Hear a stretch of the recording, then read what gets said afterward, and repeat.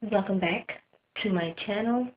This video is going to be the next in the series of um, oracle cards and oracle cards and tarot cards that I have. This one is a tarot deck.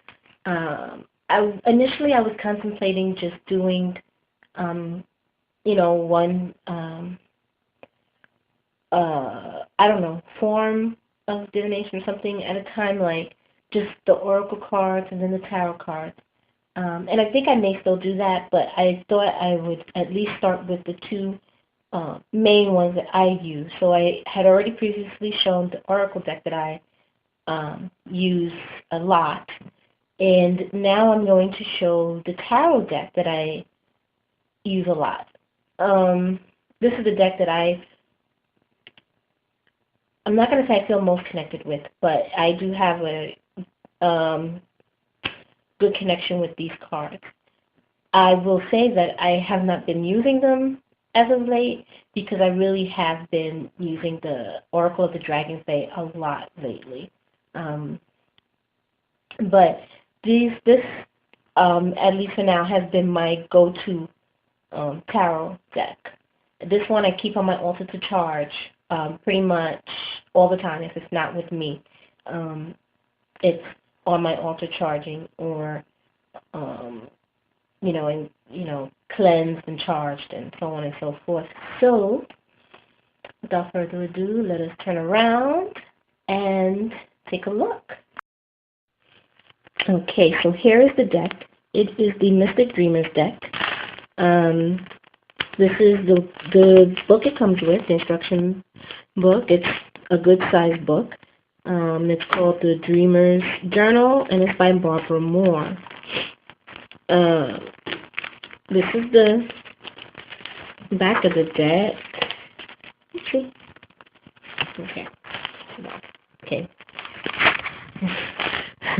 This is the back of the deck. Yep, dropped one. And this is the tarot deck that I use the most.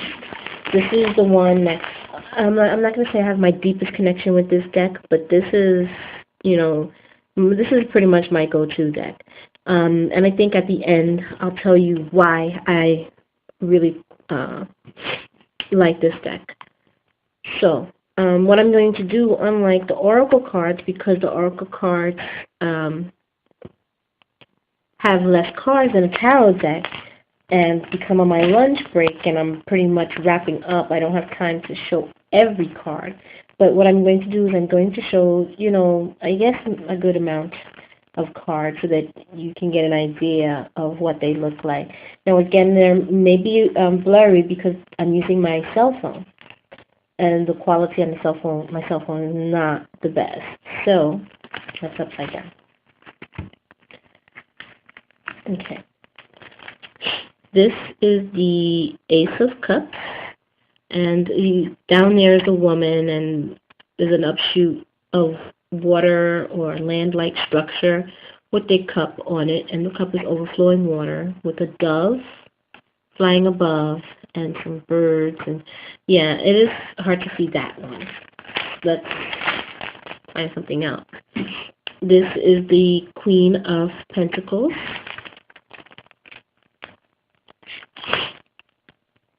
The Two of Swords,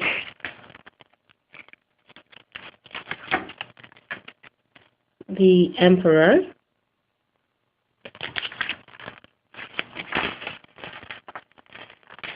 the Fool,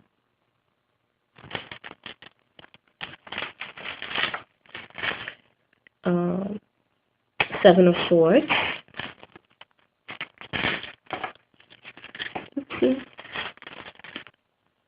Three of Wands,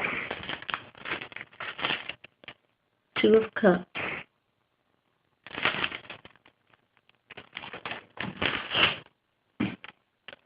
Four of Pentacles,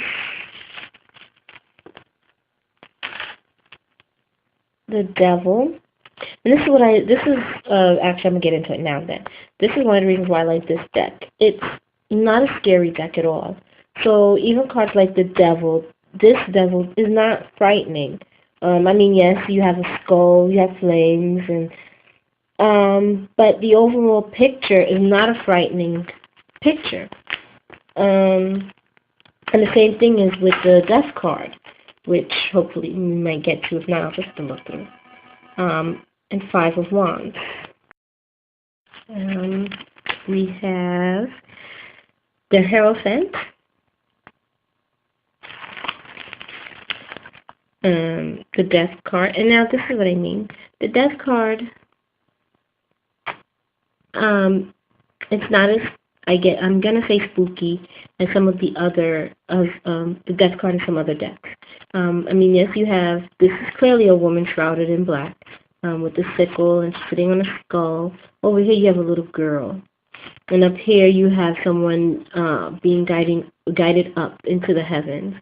And there's other things in the picture too, but you know, in this, I mean, yes, death, something is coming to an end, something dies off, but then you get a sense of being lifted up, that this is a necessary change, a good change, and then it starts like new beginnings. That's my interpretation. That's not the interpretation in the book. I don't remember what the interpretation in the book is because I actually have problems committing stuff like that to memory. So, but you have Temperance,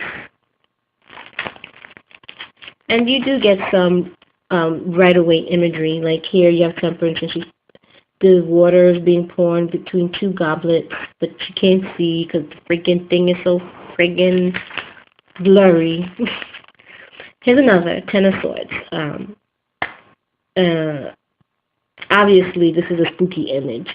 The woman is stabbed in the back with 10 swords and she's bleeding. However, unlike most Ten of Swords cards, she's not laying flat down. She is rising. At least that's what it looks like to me. Or she's holding on. So there's a sense of strength here. There's a sense of overcoming whatever the problem or the situation or what have you.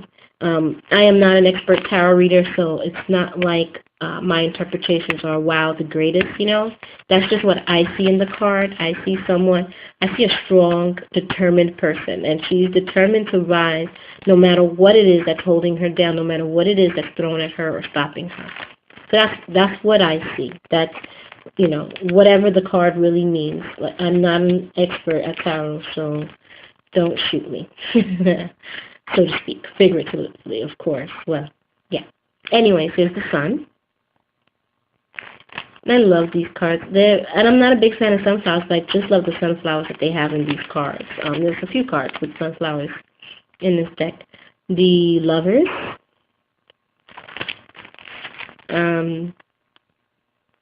Three of Pentacles.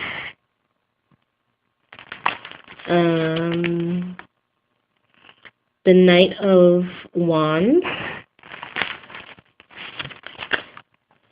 The Tower.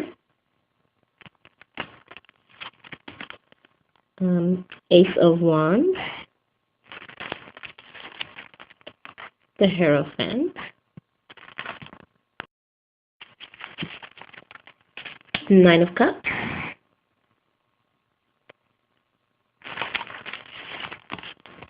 The World, which I love this one because it shows all creatures of all elements. You know, you have land, earth, water creatures, air creatures, and over here, and I really can't make out what that is, but it looks like there's an element of fire on this side as well, if you can see. But yeah, see, there's water, air, land creatures. You have a deer and a lion, which is hard to see because, you know, and a tiger. Five of Cups. And the Hanged Man. And this one, he's hanged by both feet. He's being held on either side by vines, connected to longer vines like beanstalks, held over water. Two birds that look like ravens, maybe, or crows. I don't know. I can't tell them apart. and the moon. Um, so I love the artwork. There is a dream state kind of feel to these cards. Obviously, the Dreamers, the Mr. Dreamer Tarot. Um, but like here's the Emperor. I love the colors. It's not like um, vivid colors, but it's like a dreamy kind of state. Like, some people dream in black and white. Some can dream in color. I dream in color. At least that's how my mind remembers it when I wake up, that it's color. But, it's like a mesh of faded, kind of like, to me, that's how it looks, you know. You have, like, here's like a blending of realities in some cards. It's like you're something substantial, there's stairs and stuff, and then all of a sudden there's just cracks open into, like a waterfall. I love that about this deck. It's like, I don't know how to describe it. The imagery is very peaceful and serene, even to the point where some of the cards that are typically scary, like, what was it? The Tower was another one. Well, if I find it again. But the Tower was another one. That tends to be a scary card just to look at. We're not even talking definition-wise, but just the appearance of the tower. Now here, obviously, it looks a little frightening. It appears that a lightning strike set fire to the structure, but it just doesn't have the same feel to it to me as the other towers. Towers, the top is inflamed, or most of it's inflamed, engulfed in flames, and then someone's jumping or falling from the tower. To move on, the book. This book is very, a lot of information in here. You do have your card meanings. At the end of each, she has a little thing here about use your intuition. So she picks something from the card and has you, think, what does that mean to you? What does that signify to you? I like that. She does have a section here on spreads. She has different spreads that you can do with this deck. She has the 1-card spread, 2-card, 3-card spreads, and different types of 3-card spreads. And of course, everybody uses like the Celtic Cross spread. And then she has an astrological spread and some other spreads. I'm not going to go through all of those. She does discuss keeping a tarot journal, which I have started to do. She does have a little thing about reading the cards. A little section on tarot basics. And yeah, here she has a section on dream work. And you can use the cards for that as well. Like interpreting symbols and things like that. And then she goes over the rest of the book is just towards the meanings of the cards. I mean, it's not like extensive meanings, as you can see. It's part of the bottom and then part of the top. I think there was more detail as far as going into the cards in the Oracle of the Dragon Fae. It's a lot more. In depth. But I don't know. I love it, the imagery. That's what first appealed me to drew me to the cards. Appealed to me. Yes, I can speak English. I'm going to flip you guys around. Sorry, I've been made dizzy, but that's what first drew me to the cards was the artwork. And I'm going to be honest, and I've said this before. That's what pretty much draws me to every deck that I have. More often than not, it's the artwork. Not every deck I have in my possession is because, ooh, I really want to read with that deck. It's just, I was just drawn to that deck, and it's mainly because of the art detail or the artwork in that deck. Now, yes, there are some decks that I have been disappointed in, and you'll hear about that as I talk about those decks in the future. But, yeah, so, that's it really. I just wanted to show a bit of the deck so that, people know what they look like. More cards with like sometimes you just see like a select few. But yeah, so that's it really. So thanks for watching and blessed be.